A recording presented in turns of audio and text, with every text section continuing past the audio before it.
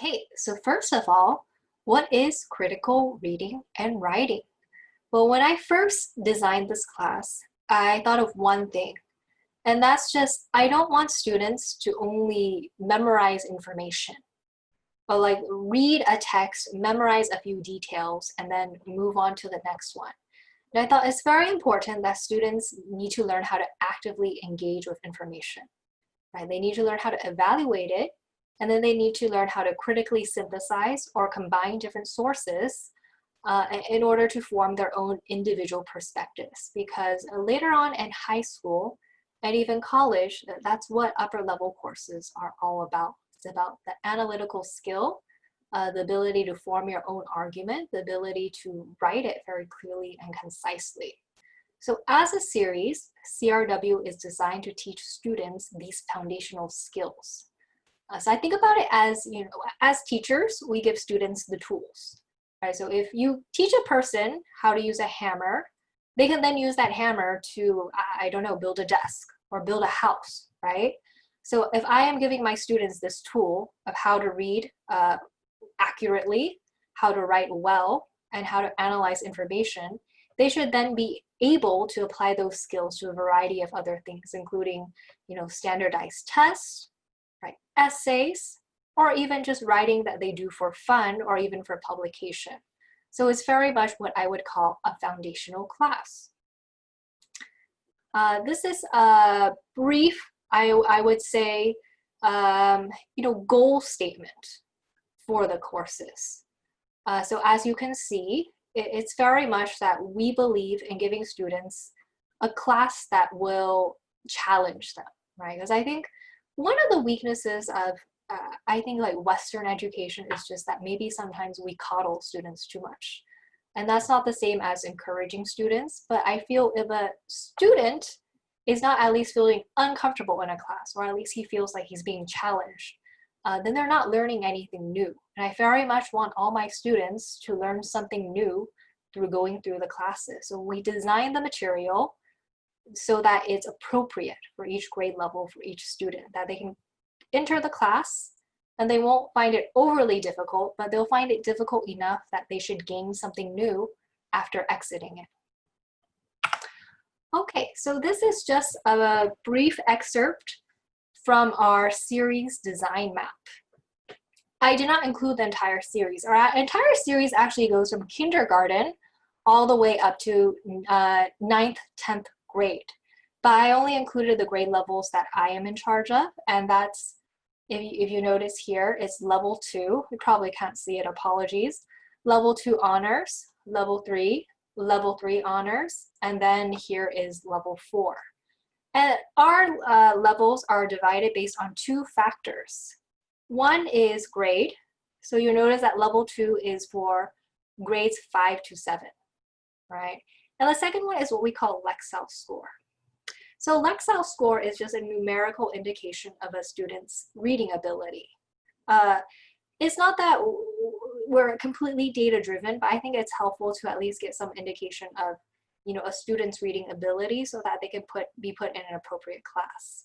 So you'll notice that for L3, level 3, also divided into 2 classes. Level 3 regular, level 3 honors, and then grades 7 to 9, and we have a Lexile range. And then level 4 is grades 9 to 10, also a Lexile range. So you may be thinking now, what's the difference between a regular and honors course? And the difference is mainly curriculum, right? So actually for some students, because I think they may just need a bit more time, we recommend that they progress from L2 honors to L3 honors. Whereas other students, because they just may have a stronger skill set to begin with, we place them in the honors class immediately and they progress through the honors series. And like I said, it's mainly the material we focus on. I think the honors classes has more challenging reading. And so we just want to make sure that it's appropriate for the students. So that's mainly the difference. However, the skill sets we're teaching students are the same. It's just the reading material and sometimes the types of essay I ask them to complete are a bit different. Moving on. This is an excerpt from the syllabus of the honors courses. So I design all these syllabuses, and this is just to have you guys know that we enter every single class with a clear plan. So if you notice here, I stagger reading and writing courses, right? For reading, I want them to read a variety of literature. This is actually from the level 2 honors class. So I have them read fictional prose, fictional poetry. I have them read scientific articles as well. So a nonfiction science section, and then persuasive speech. And you'll notice that for writing, we cover different essay types. And those are also carefully selected by me.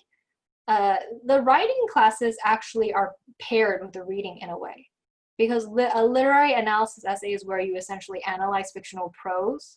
So you'll notice when we are writing that essay, during the reading class, we're also reading the source text that you would use for that essay. So it's very much carefully designed, okay? So let's briefly go look at the L3 honors syllabus. For this one, I divided it based on historical periods. So we start from oldest, classical literature, and then we work our way up to, I think, the modern era. But you'll notice even in that, I made sure that they read a variety of literature, right? So the first one is actually a rhetorical argument, it's a speech. Second one is a fictional story. Third one, fictional drama. So very similar to the other course, very much a variety of source texts, and also different types of essays that are paired with the source text. So we come into every single class with a distinct plan. There is no like spontaneous fly by the seat of your pants. We have a very firm idea of where we want to take the class from week 1 all the way up to week 10. Okay, so this is to answer questions about what homework is assigned. So homework consists of 2 components. First one is assigned, well, actually 3 components, excuse me. First one is assigned reading, and you will see that here. You'll notice that this is from the class website. I always post assigned reading there, right? Second part is a writing prompt. So throughout the course, students will write 3 full-length essays. You notice this was their writing prompt, okay? And then I also get them sample essays that they can look at. And on top of that, they have further assigned reading. So the homework is one part assigned reading, and that's where teachers select the text. And they're mostly well-renowned classical works of appropriate difficulty, writing prompts, so you write essays. And then, actually, let me skip ahead to this. The third component is Achieve 3000. So that is the third part of homework. We assign around 2 to 3 articles from Achieve 3000 weekly for the students to do. And these articles, the strength of the platform is really that they're articles that come with multiple choice questions.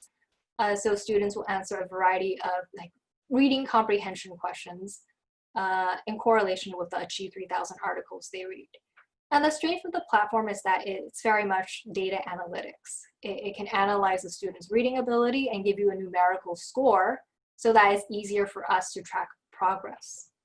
Okay, so that's the homework question. So like I said, it's assigned reading, assigned writing, and a few articles from Achieve 3000.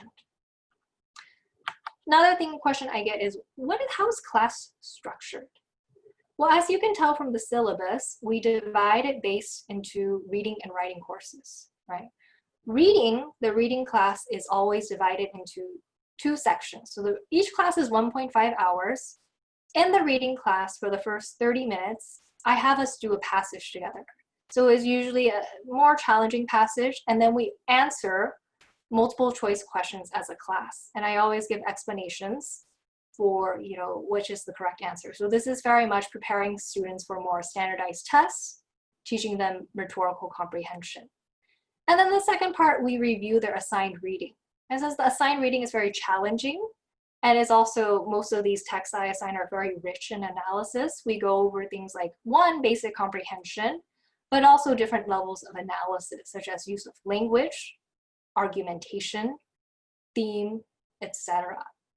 That's reading. For writing, the writing class consists of a 3-class cycle. And what I mean by that is We always complete one full-length essay over the duration of 3 weeks. So the first week is content review. I teach the students how to write the essay. What am I looking for in a strong essay? And I always show sample essays as well. Then the following 2 classes, I review their essays anonymously during the course. And what I mean by that is, it's just they submit their essays online, right? And then I will put them in anonymous documents, and I will grade them during class. And I find the strength of this is that students get individualized feedback, and they also don't only learn from me, but also from each other. And then the cycle begins again, so the 3-class cycle. So that's reading and writing. So I get this question a lot, which is, how does CRW differ from other classes? You know, why should I take this class and not other classes? So I think there's like 5 points that are very unique to this class. One is that we provide carefully curated text from a variety of sources. So as you've already seen, I have them read, scientific articles, historical documents, sometimes philosophy, sometimes fictional novels. And I think that's very separate, distinct from school, because I remember in most middle schools and high schools, you only read fictional novels, and that's great, but I want students to read more than that, right? I want students to learn how to interpret not just a novel, but a speech, right? A persuasive speech, or even, like I said, a scientific document. So I think the source material we give them is very high quality. The second one is that these classes are highly interactive, right? I know that, I have friends who are kind of cautious of online learning because it's just like the teacher just lecturing someone, right? Or I think some of them, even the teacher just shows a video and then the class just watches a video for the entire class. Our CRW classes are not like that at all. It's very interactive. I always ask student questions. Students respond, they engage. There is constant dialogue between the teachers, the students, and each other. So really, I wanted this class to imitate like an on-site class as much as possible. Right? It doesn't really feel so online. That even though we're using the internet, we're still communicating with each other. We're still interacting. It's not just people sitting there watching something. The third one is that we provide very specific personalized feedback on writing assignments. Even though this is a group class, I know every single one of my students' names, right? Every single one of them. And we try to provide as much individualized feedback as possible. If a student is struggling, I let the teaching assistant know, and we work together to try to come to a solution, right? And like I said, on the writing assignments, they get very specific comments. I find that for most other classes, this is rare. Like sometimes you'll just get someone other than the teacher grading the assignments, or you'll just get the comments copy and paste, right? That's not the case here. I grade every single essay, and we provide very specific feedback. The fourth one is just, it's kind of tied to number 2. So like I said, one of the joys of teaching is just seeing how students not only engage with you, but with each other. And I think in the courses, since they're more long-term, like 10 weeks, we really form what I would call an online learning community or a learning pod. So I think really due to the pandemic, some students are feeling really isolated, right? They can't meet up with their friends at school. It's hard to communicate with people. So I think some of them may be feeling a bit lonely, right?